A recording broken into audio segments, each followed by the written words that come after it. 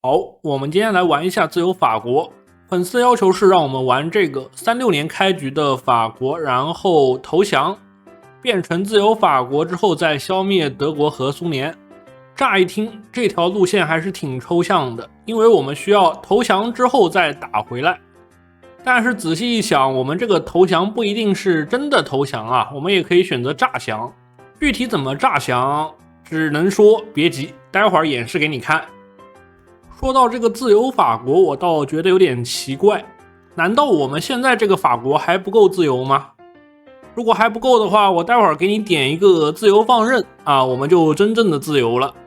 每当我复习蠢驴的国策时，总是能温故而知新啊。一个充满活力的经济体，永远比一个官僚主义盘根错节的左派噩梦要好。要是按他这么说的话，难道这两个是互斥的吗？下面说，经过大约2年的时间后，我们的经济将变得更高效。我不知道这个效果是不是蠢驴自己加的，我是没看出来。然后下面这几个国策的描述也挺有意思的。可惜的是，我们这局并不会复兴国民联盟啊。我们这局为了做到尽量的还原啊，我们就走一下这个人民阵线吧。虽然人民阵线我们也能最快点到防御战略，但是为了能光速投降，我们就先不移除这个 debuff 了。要交代的大概就这么多，我们直接开始游戏啊。这局为了偷懒，我们就不去干涉西班牙了，很正常的种地。开局还是照例放一个阿尔及利亚，毕竟能白嫖的工厂肯定还是要吃的，其他的傀儡就先不放了。种地方面，我觉得法国现在这状态也种不起来啊，不如直接就全部军工吧，没什么好计算的了。作为民主国家，如果不打算干涉西班牙的话，那我们前期部队可以全删了，留一个师用来拿经验。从我们后勤里面剩余的装备可以看出来，我们法国也是一个军事强国啊，开局光枪就有4万条了。这么多枪放在仓库里也生不了利息，我们不如把它投入自由市场啊。这一局我们运气就比较好啊，居然刷出来一个要求重整军备啊，这个也太赚了吧。也许是因为我们现在只有一个师在这个边境上面练习投降，所以把公众都吓到了。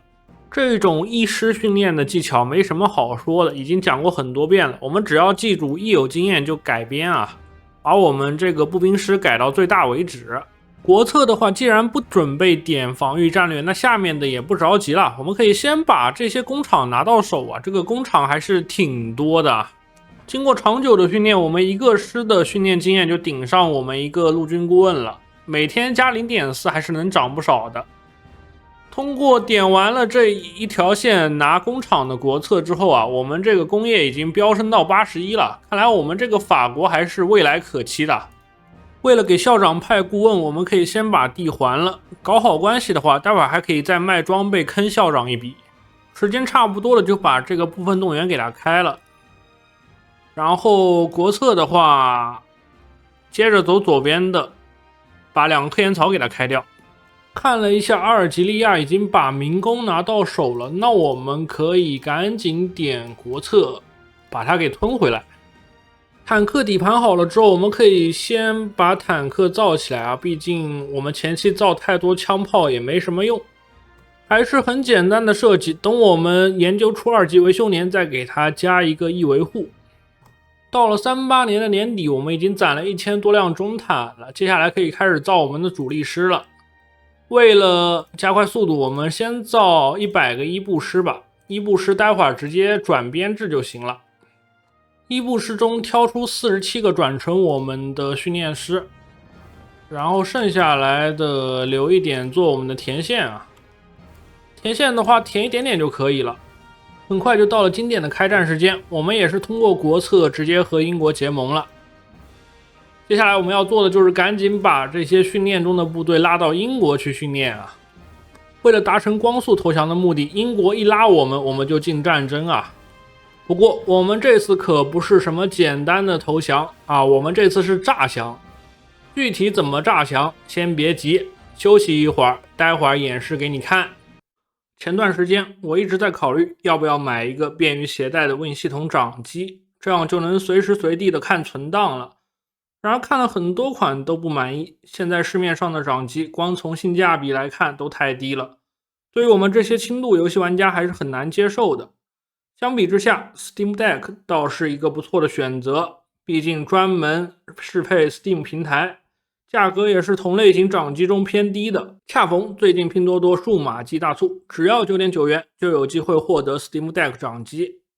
除了畅玩策略游戏《钢铁雄心4》之外，还能体验《艾尔登法环》《荒野大镖客2》《使命召唤》《战地》等游戏。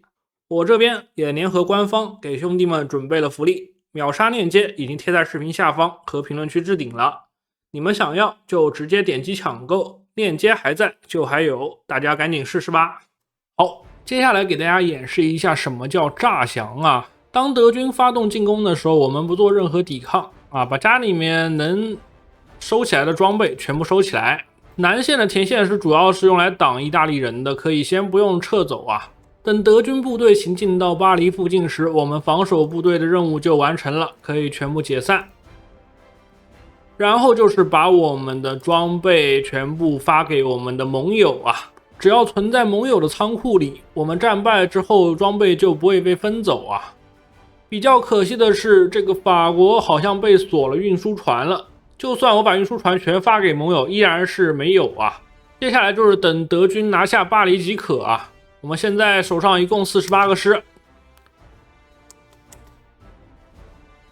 当德军拿下巴黎之后，我们便会直接投降，然后选择战斗继续，使用自由法国。变成自由法国之后，我们只剩下23个师了，但也还够用。这边直接找英国人提货啊。可以看到我们现在运输船是没几艘的，它是固定给我们36艘。接下来我们要做的就很简单了，因为我们是诈降的，主力部队保存的都很完整，而且后勤里面装备都不缺。我们只需要拿着这一波装备再打回巴黎即可啊！只要我们能碰到巴黎，决议里面就有一个与维希统一可以生效啊。点完这个决议，我们就能直接吃掉维希法国，并且在流亡政府中可以向英国请求复国。唯一比较难受的就是我们现在没有燃油，也没有运输船，想要反打回去还是要积攒一会儿实力的。这边先把我们主力师编制给它改一下，改成我们需要的步炮坦，直接全部换成炮兵和中坦就可以了。装备肯定是不缺的，编制先这样吧。为了防止我们装备损失的太快，还是装了一个维修年。看一下我们这个装备啊，是完全够武装23个师的，甚至我们可以多塞一些中坦，那就再去掉一个炮啊，加一个中坦，卡一个35宽也可以。当我们安排登陆任务之后，就会显示我们缺运输船，这样的话我们就可以找周围的国家要运输船了。我们现在是又缺油又缺运输船，所以想要到这两个很容易啊。先管不了那么多了，周围一圈能要的人都试一试。这边出了个事件，给我们直接把 debuff 全消了，那还是挺好的。接下来我们就有办法去点学说了呀。既然已经点了决战计划，那我们就直接决战又走起吧。可以看出大虎还是非常支持我这个抗德事业啊，给了我巨量的燃油和运输船。虽然德国对比荷卢发动了进攻，但是我们只能袖手旁观啊，因为这些地就算帮他守住了，我们也很难推得出去，不如让他们自生自灭。登陆计划准备好后，我们直接启动啊。首要目标是拿下巴黎，如果拿不下的话，就先巩固一下左边的阵地。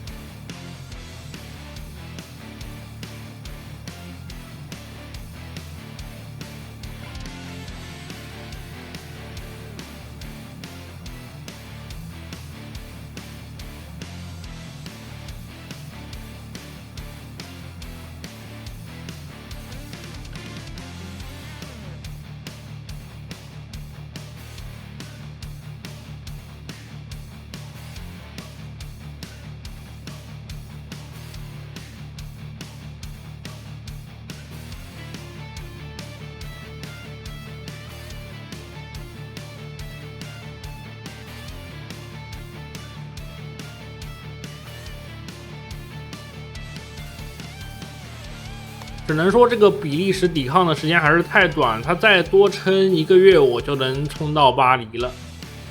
现在我们这边补给有点太差了，这一路上都没有补给站，也没有办法，那就只能先暂缓一下攻势，我们重整一下旗鼓啊。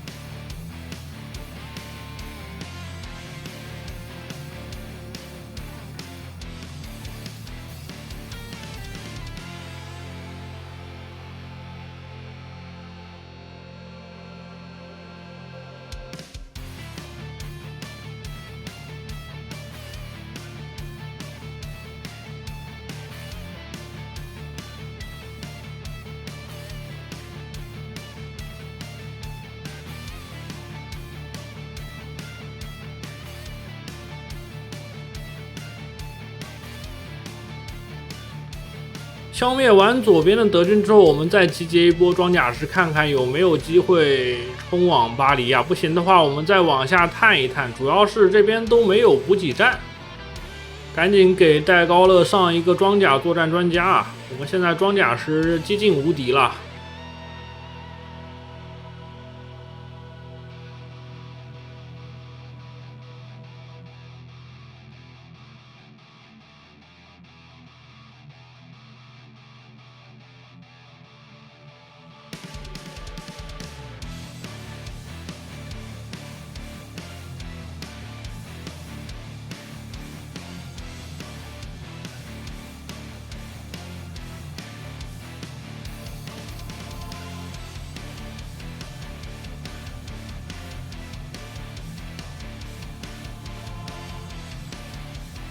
这边趁德军被我一波猛冲没缓过来的档口啊，趁机把巴黎给夺了回来。这样的话，我们就可以要求与维希统一了呀。我们现在这个装备储量，这个战争形势，与维希统一的话，就直接能包德国一个大饺子啊。左边的德军部队几乎全都能吃，然后我们正面的部队先扛住战线，消化掉德军左边的部队之后，我们再长驱直入即可啊。这边按下与维希统一，直接吞并维希法国。吞并完之后，我们获得了刚开始我们自己做的编制。这 AI 还挺聪明的，给我换成这个编制了，都一样的。比较蛋疼的是 AI 没有把部队全部放在家里面，而是全调到海外去了，我们得拉回来还要好长时间啊。也就25个师能给我这样子分的，看来还是打慢了，赶紧回来啊，回来把线填上。现在拉也拉不回来了，就先这样吧。给一个师给戴高了，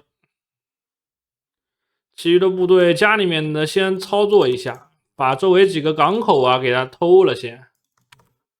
然后这边能不能把意大利家给拆了呀？如果能把意大利家给偷掉的话，那我们直接又多一个小弟啊。这边的话赶紧趁机把德军的部队全包了，正面就维持住战线即可，多余的部队赶紧过来包饺。重新开始造装备的话，缺的资源太多了，先不急，先找英国人把油给买上啊。坦克要没油了。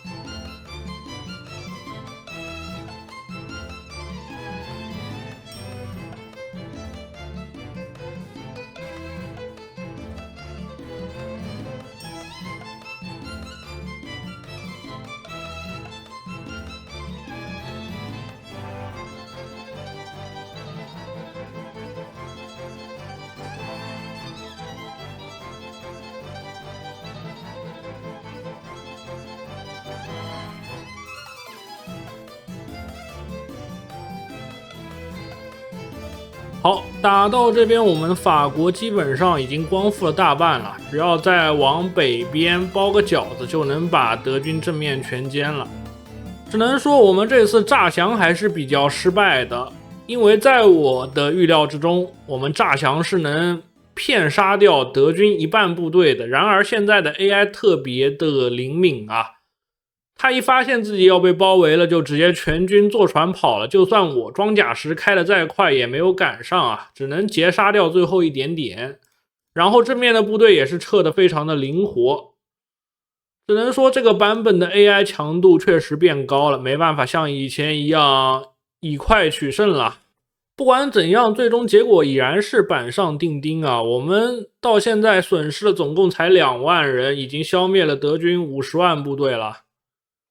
要知道我们还是投降的状态啊，一旦我们复国的话，这个德军根本是没得打。我们接下来就是再集结一波部队到这个巴黎，然后直插敦刻尔克，再给德军包个圆。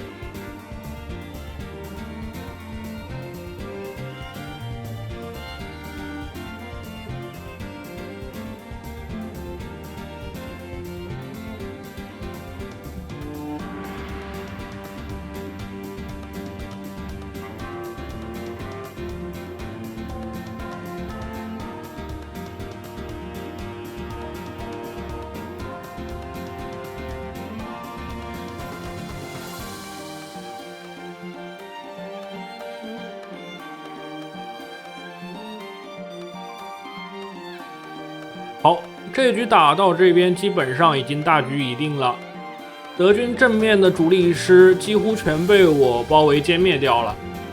短时间内消灭了德军100万部队，他很难再补得上来。现在正面扛伤害的都是一些2线部队了，面对我们清一色的装甲师，就算是德意加起来也很难顶得住啊。之后的行动基本上就是秋风扫落叶了，也没什么好说的。还是那句老话，如果大家想看下一集的话，就再投5000个硬币吧。我们下一集的作战目标也很简单啊，就是想办法把中间这一大口全给它包掉。不过因为有这个马奇诺防线的存在，我们包了也不一定吃得了，所以先看着办啊，先包一个看一个。